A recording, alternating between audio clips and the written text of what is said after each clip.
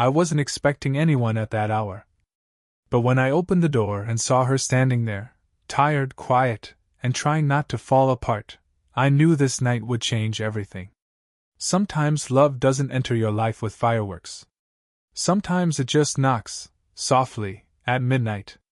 She didn't come to me because she needed help. She came because she needed someone. And somehow, she knew my heart would answer. I had lived in that small apartment building for almost 8 months before I realized how much my life had begun to orbit around quiet moments, the soft routines, the familiar hallway sounds, the stillness of evenings. It wasn't lonely, exactly, just steady. Predictable. Safe. And then there was her, Elena.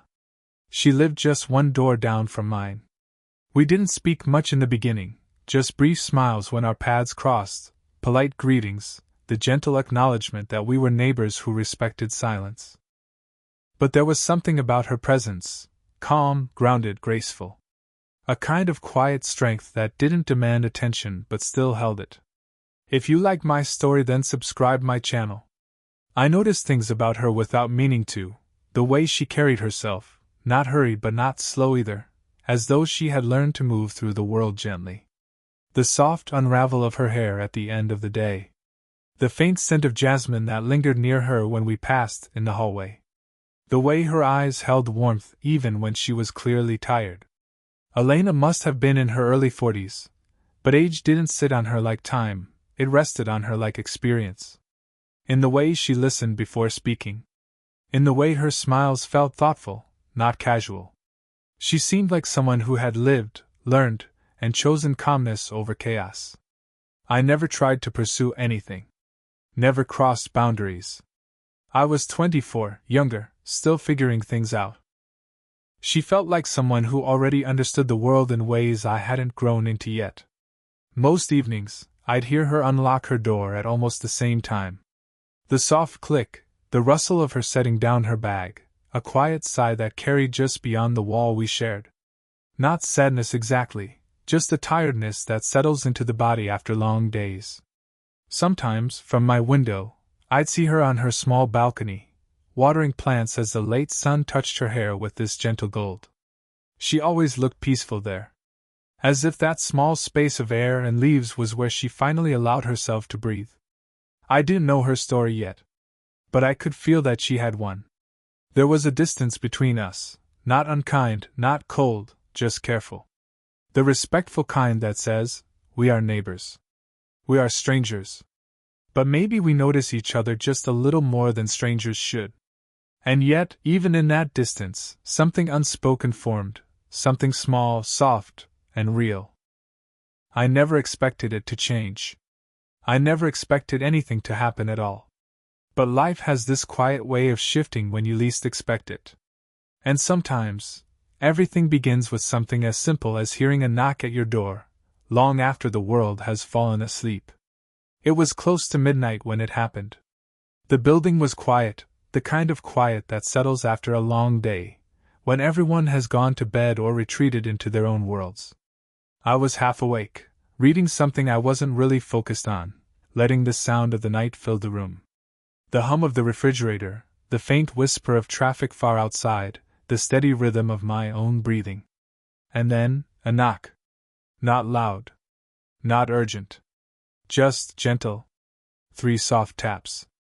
I hesitated at first, because midnight knocks don't usually mean anything casual.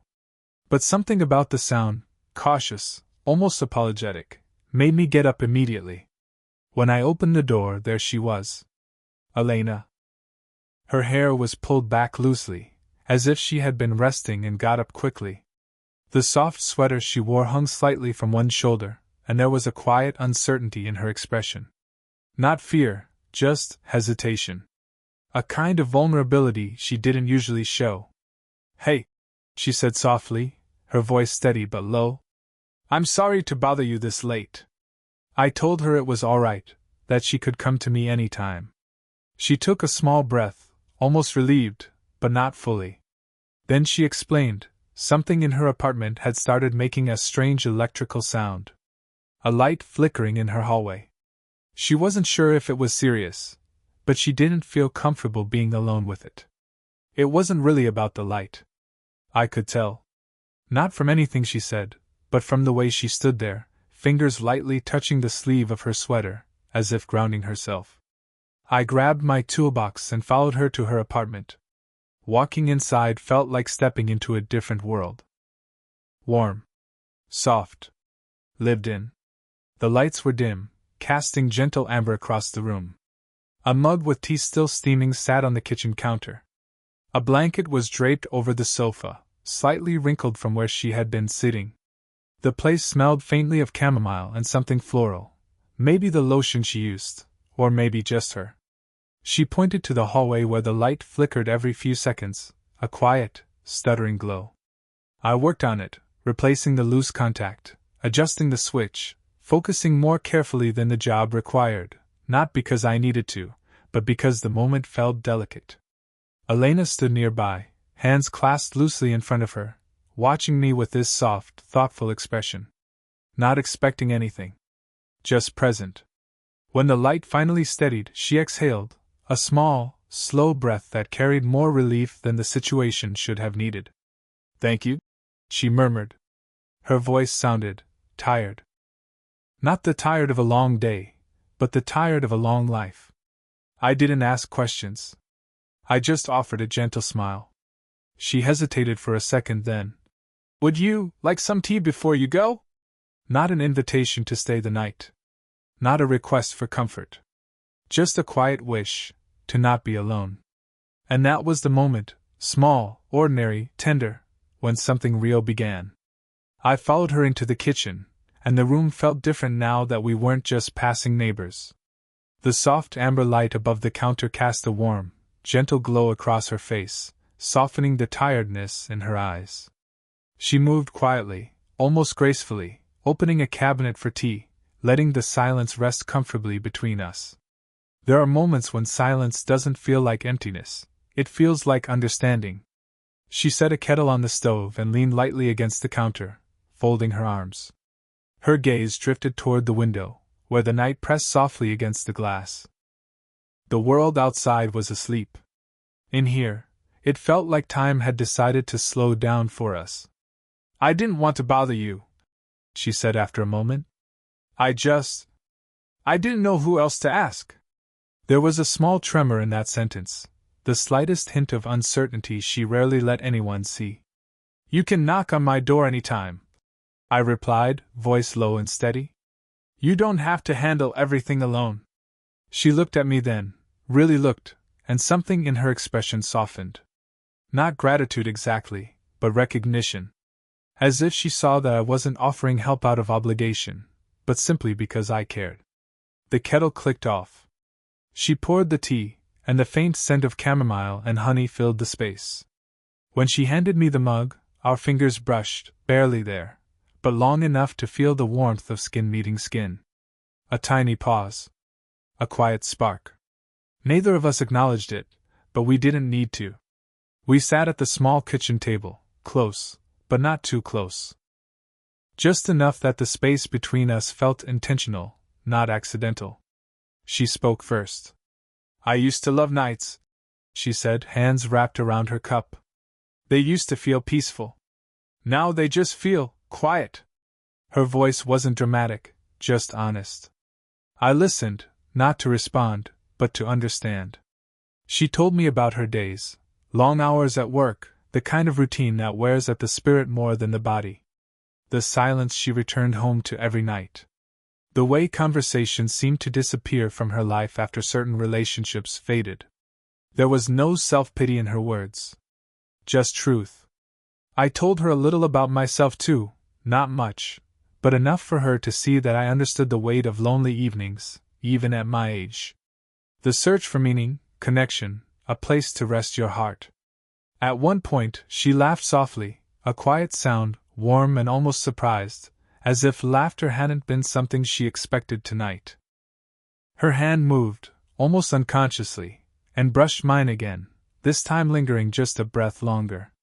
The warmth stayed. The moment was simple. Two people in a softly lit kitchen sharing tea, sharing quiet, sharing something they didn't have to name yet. Nothing dramatic happened. But something shifted, gently, unmistakably. We stopped feeling like neighbors. And began feeling like something more than that. The next morning came like any other, but something in the air felt changed, not loud, not obvious, just quietly different. The kind of difference you feel inside before anything actually looks different on the surface. I saw Elena in the hallway later that day. She was locking her door, hair pulled back neatly, dressed for work, the composed version of herself the world saw every day. But when her eyes met mine, there was something new in the way she smiled. A softness.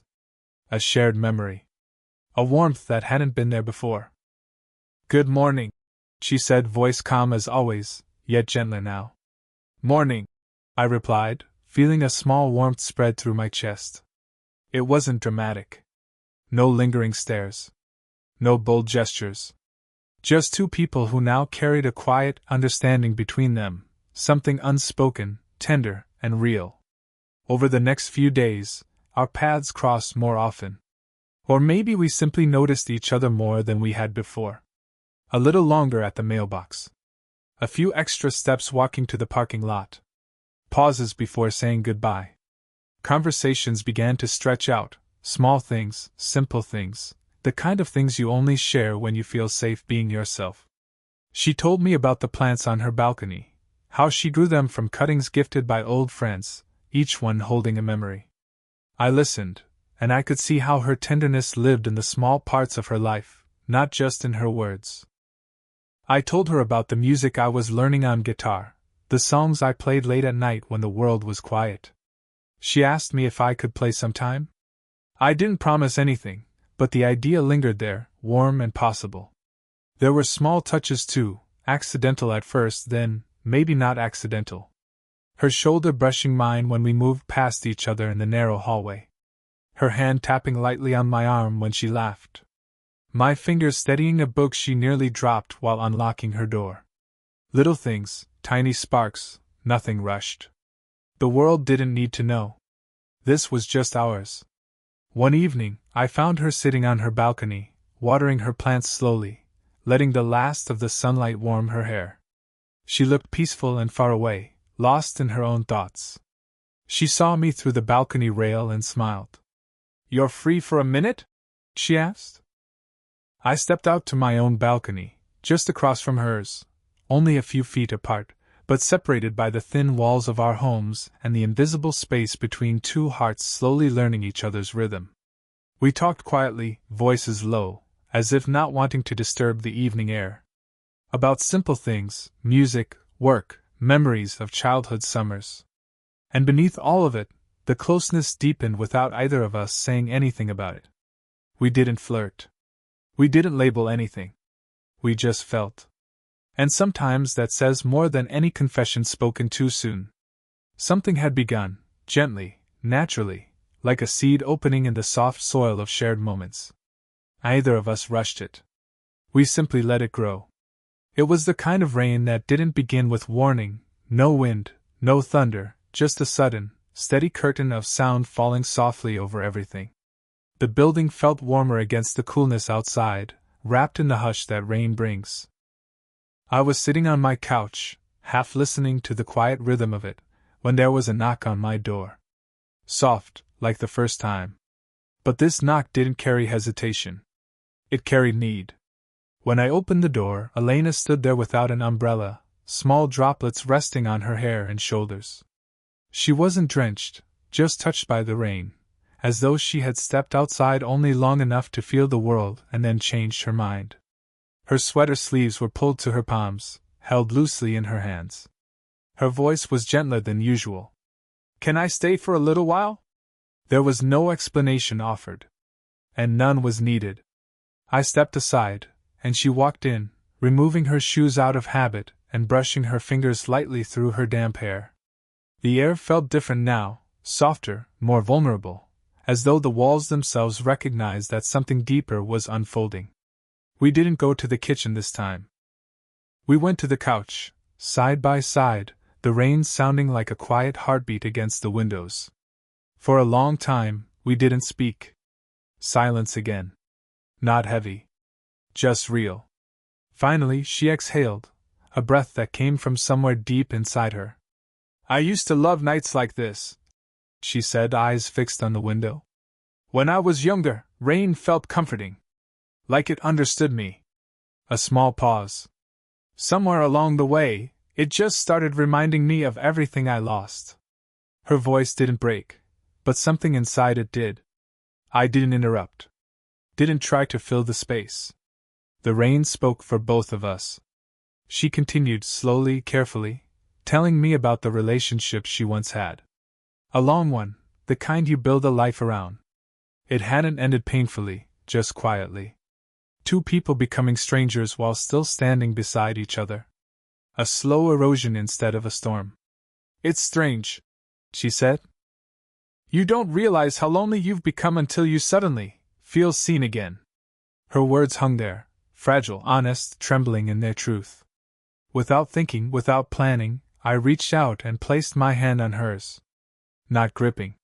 Not pulling her closer. Just laying warmth against warmth, steady, quiet, kind. Her hand tightened around mine slowly, not seeking rescue, just connection. She leaned her shoulder into me, lightly, letting her head rest near my chest. Not fully. Just enough to feel supported. Enough to say I trust you without needing to speak it. We sat like that, listening to the rain, our breaths slowly falling into the same rhythm. No confessions. No rush. Just a closeness that didn't need to be named. Because sometimes love doesn't arrive loudly. It arrives like rain, soft, steady, and exactly when your heart is ready to be touched again. After that rainy evening, something shifted so gently between us that it would have been easy to pretend nothing had changed. But we both felt it, in the way our eyes lingered a little longer, in the way our hands found each other naturally now, without hesitation or excuse. We didn't talk about it. We didn't define it. We simply lived in it. Days passed, warm and unhurried. Sometimes she would knock on my door in the evenings, asking if I wanted to share dinner, and sometimes I would knock on hers, just to bring fresh coffee or a story from my day. These weren't dates. They were moments that found us, settled into our routines, and made our homes feel less like separate spaces. One evening, near dusk, we ended up on her balcony again. The light was dim, that soft blue just before night fully arrives, and the sky looked like it was holding its breath. Elena had draped a light shawl around her shoulders, and her hair moved gently in the quiet breeze. I stood beside her, leaning lightly against the railing. Our arms brushed, just enough for warmth to pass between us. She didn't pull away. Neither did I. We watched the city in silence for a long time, lights flickering on window by window, as if people were lighting candles inside their lives. Finally she spoke. "You're very patient," she said softly. I turned to look at her, and she kept her gaze on the sky, as if the words were fragile and needed the open air to stay whole. "I notice things," she continued, voice warm, but low. "You never push. You never take more than what I give. And you make space for me. Most people want to be heard. You..." Her voice trailed off, searching for the right finish. "You listen." I didn't respond immediately. I wanted to choose my words the way she chose hers, slowly, sincerely, without assuming or claiming. "I listen because I want to understand you," I said. "Not just hear you." She turned then, fully, facing me. The evening light caught her features in a way that felt almost suspended in time. Her eyes held something deep, not uncertainty, not longing, but recognition. The kind of recognition that can awaken something buried. She stepped closer, slowly, as though each step asked permission. We were just breaths apart now. She didn't say "I care for you." She didn't need to. Instead, she lifted her hand carefully, gently, and placed it against my chest, right above my heart. Her fingers rested there, warm and sure, and I felt her exhale, long, quiet, steady, as if she had found something she didn't even know she had been looking for. I placed my hand over hers. No words. Just truth. She leaned in, not to kiss, not to rush past the moment, but to rest her forehead against mine. Our breathing aligned. Our fingertips curled slightly into each other. In that quiet space, without speaking, we confessed everything. I feel you. I choose this. I'm not afraid anymore. Sometimes love doesn't need language. Sometimes two hearts just finally decide to stop pretending they haven't already found one another. After that evening on the balcony, everything between us became quietly certain. Not sudden. Not rushed. Just understood. We didn't need to define what we were to each other. We lived it. Mornings became softer. I would step into the hallway and find her watering her plants, the early sunlight warming her shoulders. She would glance up, smile. The kind of smile that holds memory, tenderness, and welcome all at once, and she'd offer me a cup of coffee before either of us even said a word. Even the silence felt shared now. Sometimes we cooked dinner together, not as an event, but as a natural extension of our closeness. She would chop vegetables slowly, rhythmically, while I stirred something on the stove. Our hips would brush occasionally, our hands would find each other between tasks, fingertips lingering for just a moment longer than necessary. There was no performance in it. No sense of needing to prove anything. Just two people choosing each other in ordinary moments. We didn't hide our connection, but we didn't announce it either. It was something we protected, like a flame cupped between our hands. The world outside didn't need to understand it. She never asked me if I cared about the age difference. I never asked her if she worried about how things might look. We both already knew the answer. What we found together was rooted in presence, gentleness, trust, not in years. Love is not measured in time.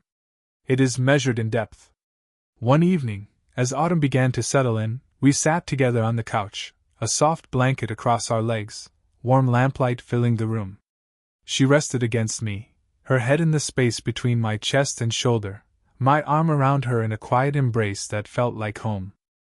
She spoke into the stillness, her voice almost a whisper. I didn't think I would get to feel this again. I didn't rush to respond. I simply tightened my arm around her, letting her feel the answer before I spoke it. You deserve to feel held, I said softly. You always did. She closed her eyes, and I felt her breathe, slow, steady, safe. There was no grand declaration. No dramatic turning point. Just a gentle, lasting truth. We had found each other when we both needed softness. Not intensity. Not perfection. Just warmth. Over time, our lives didn't change dramatically. We didn't move cities.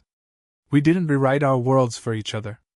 We simply wove ourselves into the spaces we already lived, becoming a quiet, steady part of each other's days.